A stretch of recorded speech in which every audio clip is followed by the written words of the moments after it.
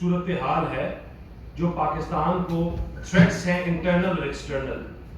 آج پاکستان جو ہے وہ حالت جنگ میں ہے اور یہ ملک جس حالات سے گزر رہا ہے یہ اپنی 70 سال کی تاریخ میں ان حالات سے نہیں گزر چکا پہلے. ہر آنے والا دن جو ہے جو پاکستان میں نان اسٹیٹ ایکٹرز اپنا رول ادا کر رہے ہیں اس کو کمزور کرنے کا، وہ کسی نہ کسی طریقے سے اس کے اوپر حملہ کرتے ہیں. لیکن آج کی دنیا میں آپ کو ایسی کوئی اگزامپل یا دلیل نہیں ملے گی کہ اتنے جوانوں نے اپنی جانیں دی کسی ملک کے لیے، کسی ملک کے تحفظ کے لیے. ہر روز پاکستان کے بارڈروں پہ ہمارے بچے، ہمارے سولجرز، ہمارے جوان، ہمارے بھائی اپنی جانیں دے رہے ہیں پاکستان کی حفاظت کے لیے، پاکستان کی بقا کے لیے، پاکستان کے لیے. اور وہ صرف اس لیے کہ وہ اپنا آج قربان کر رہے ہیں ہمارے کل کے لیے. ان تمام چیزوں کے باوجود ایک سوچی سازی کیمپین چلتی ہے اپنے ان شہداؤں کے خون کو ضائع کرنے کی، اپنے ان بچوں کی شہادتوں کو سوشل میڈیا میں ان کی شہادتوں کا مذاق اڑایا جاتا ہے. آپ کو کوئی ایسی جماعت اس دنیا میں نہیں ملے گی جو اپنے ہی ملک کے محافظوں کی، جو اپنے ہی ملک کے محافظوں کی، جو ہمارے لیے اپنی جانیں دیتے ہیں، بارڈروں پہ بیٹھ کر پاکستان کے لیے، پاکستان کی تحفظ کی جنگ لڑتے ہیں، اس کے خلاف، ان افواج کے خلاف، ان سپاہ سالاروں کے خلاف ایک سوچی سازی کیمپین ہو رہی ہو. اور ہمارے سامنے ہیں 9 مئی کے واقعات اور اس سے جو بعد ہوا اور کرتے گئے. لیکن ان تمام چیزوں کے باوجود ہمارا جو 9، 10 اور 11 محرم اور جو محرم کے جلوس تھے، ہماری لا انفورسنگ ایجنسیز نے، ہمارے تمام صوبوں میں جو لا انفورسنگ ایجنسیز ہیں، تمام جو صوبوں کے چیف منسٹرز ہیں اور پرائم منسٹر اور جو ہمارے سپاہ سالار ہیں، ان کی لیڈرشپ میں جو یہ جلوس اور جتنی دہشت گردی کی تھریٹس تھی ان کو بڑی اچھی طرح ایڈریس کیا گیا اور ملک میں ایسے بڑے واقعات سے بچایا گیا. اور یہ واقعات سے اس طرح بچایا گیا کہ جب ہمارے شہداء، ہمارے جوان اپنی جانیں دیتے ہیں اپنے ملک کے تحفظ کے لیے، اس میں پورے پاکستان کو مبارکباد دیتا ہوں کہ یہ بڑے ٹف دن تھے اور بہت پریشر تھا اور دہشت گردی کی بہت زیادہ پاکستان کے اوپر تھریٹس بھی تھے اور جو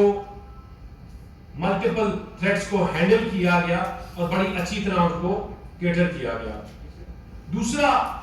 جو ایک بہت رننگ ایشو ہے وہ پاکستان میں جو ہمارے معزز کورٹس ہیں،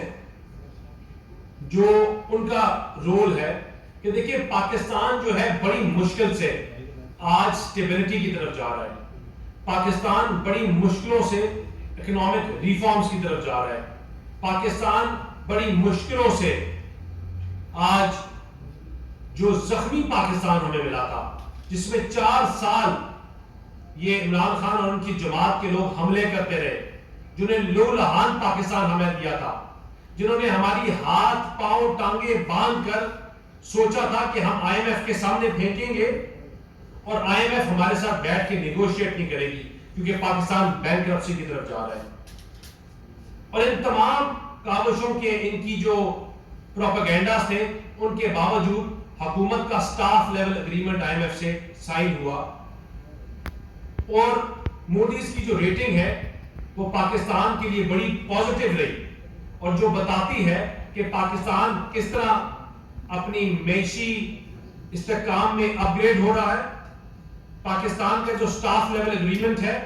وہ کس طرح معیشت کو سٹیبلائز کرے گا،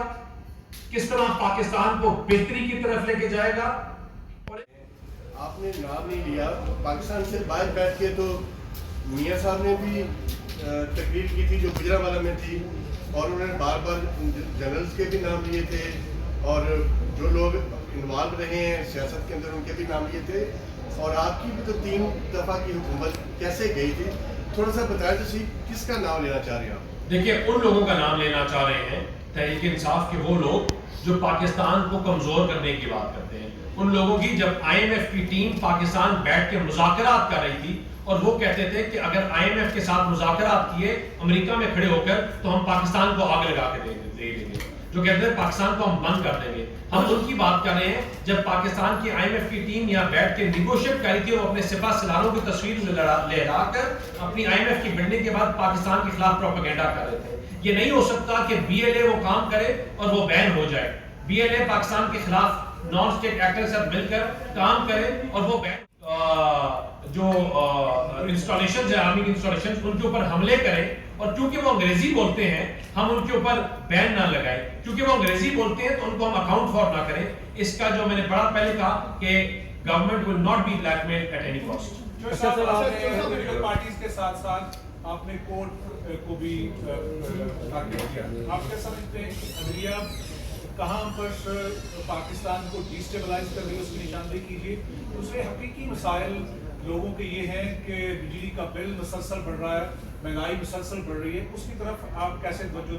دے پائیں؟ دیکھیں جی، میں نے جس طرح بات کی کہ پاکستان ایک پروگریسو پاکستان کی طرف واپس بڑھ رہا ہے، 4 سال اس ملک کو ہاتھ پاؤں باندھ کر زخمی کیا گیا، اس کے اوپر ضربیں لگائی گئی اور 4 سال یہ ملک جو ہے اس کا خون بہتا رہا۔ اب جب پاکستان سٹیبلائز ہو رہا ہے، جو مودیز اور یہ تمام ایجنسیز جو آج لکھ رہی ہیں کہ پاکستان کو جو یہ آئی ایم ایف کا پروگرام ملے گا اس سے مستحکم پاکستان ہوگا، آج سے 2 سال 3 سال پہلے لکھ رہی تھی پاکستان بینکرپٹ ہو رہا ہے، کوئی 15 دن کا ٹائم دے رہا تھا، کوئی 20 دن کا دے رہا تھا، کوئی 2 ہفتے کا ٹائم دے رہا تھا، کوئی کہہ رہا تھا کل ہوں گے۔ آج وہی جو اکنامک ایجنسیز ہیں وہ پاکستان کی سکسیس کی سٹوری سنا رہی ہیں کہ جب یہ ملک سٹیبلائز ہو رہا ہے، بہتری کی طرف جا رہا ہے، مہنگائی کی شرح میں کمی آ رہی ہے، تو اس کو ڈی سٹیبلائز ہم نہیں ہونے دیں گے، اور ہم ان تمام لوگوں سے اپنے خاص طور پر اپنے کورٹ سے بھی یہ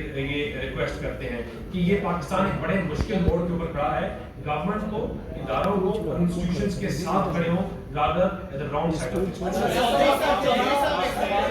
صاحب یہ بتائیے کہ خواجہ آصف صاحب نے کل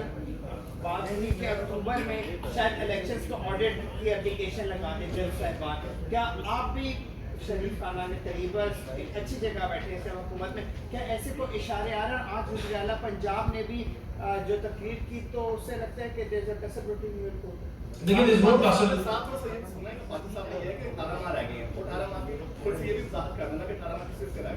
دیکھیں there is no tussle between any institution۔ ہم جو بات کرتے ہیں وہ ہم مستحکم پاکستان کی جب بات کرتے ہیں تو مستحکم پاکستان کے لیے ایک روڈ پلان ہوتا ہے، اور وہ روڈ پلان تبھی پورا ہو سکتا ہے کہ جب اس کی بڑے کینوس میں جو اس کی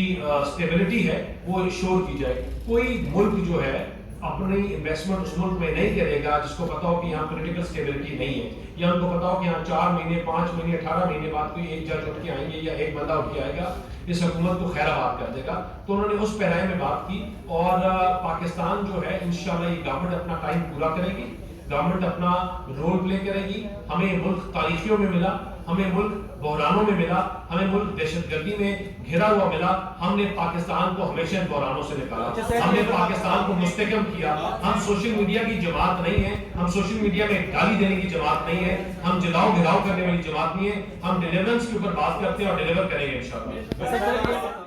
جو پولیٹیکل پارٹیز ہیں ان کی مشاورت سے ہم آگے اپیل پہ جا رہے ہیں، ہم تشریح سے نہیں روک رہے، ہم صرف اس چیز کی بات کر رہے ہیں کہ یہاں کسی سے بلیک میل نہیں ہونا چاہیے، یہاں ان کے پریشر میں آ کے کوئی ایسے فیصلے چیزوں کو سامنے نہیں لانا چاہیے کہ جس سے ملک جو ہے وہ ڈیریل ہو۔ اور انشاءاللہ جب ابھی دوبارہ جب اس کی اپیل ہوگی تو اس میں کافی چیزیں کھل کے سامنے آ جائیں گی، اس کے اوپر بہتری کی طرف بھی چیزیں جائیں گی انشاءاللہ۔